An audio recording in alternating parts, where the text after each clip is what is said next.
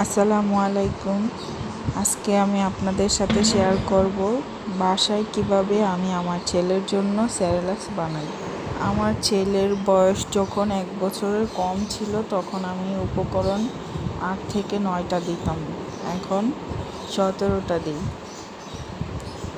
এখানে আমি দিয়েছি চীনাবাদাম, কাঠবাদাম, কাজু বাদাম, পেস্তা বাদাম, আখরোট, সাদা তিল, কালো জিরা, তারপর কিশমিশ, খেজুর, সূর্যমুখীর বীজ আর কুমড়ার বীজ, আর মুগ ডাল, মসুর ডাল, পোলাওয়ের চাল আর লাল চাল। মুগ ডালের পরিমাণটা আমি একটু কম দিই, কারণ বাচ্চা মানুষ তো পেটে গ্যাস জমার সম্ভাবনা থাকে মুগ ডালে। আর সাবু দিয়েছি।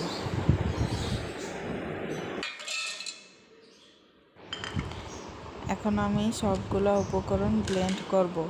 বাদাম আর যেগুলো শুকনো উপকরণ এগুলো মিলিয়ে একসাথে ব্লেন্ডার করব, না হয় দলা পেকে যাবে। আর এগুলো আমি আগে থেকে বেজে নিয়েছিলাম।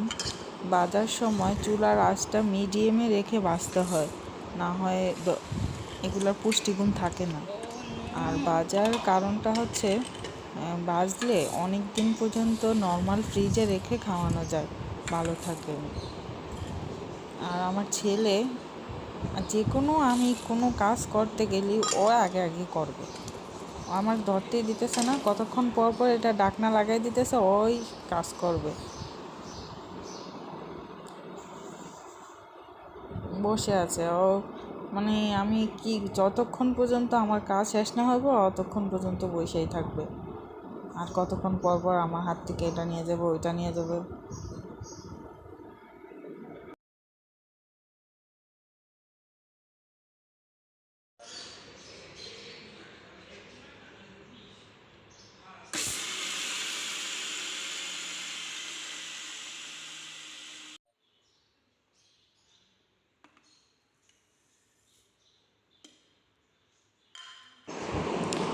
এগুলো একটু দলা দলা হয়ে যাবে, তবে সমস্যা নাই।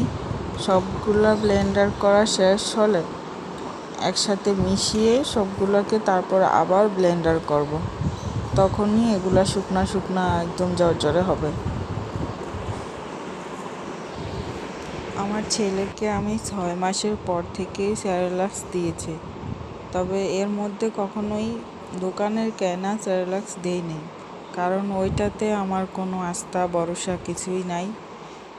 আমি যাই দিই না কেন আমার ছেলেকে চেষ্টা করি সেটা যেন অর্গানিক হয়। আর বাচ্চারা কিন্তু একটু মিষ্টি খেতে খুব পছন্দ করে, তাই সেরেলাক্স রান্না করার পর একটু মধু আর না হয় আখের গুড়, ওইটা মিহি করা চিনির মতো, ওইটা দেই যাতে একটু ওদের খেতে ভালো লাগে।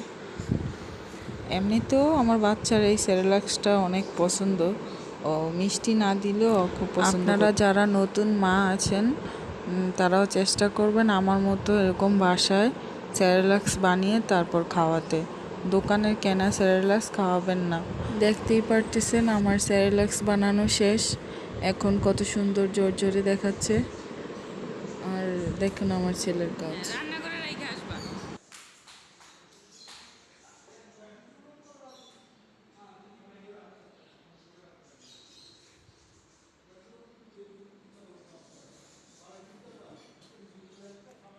রাখছো, রাখো, রান্না করে রাখো, ওই ওটার উপর রাখো, যাও সরো, নাও রাখো রাখো, কোথায় রাখে রাখো।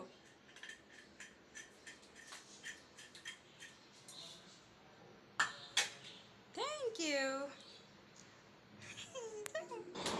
আমার ছেলের জন্য সবাই দোয়া করবেন, ও যেন সুস্থ থাকে। আজকে এই পর্যন্তই। আল্লাহ হাফেজ।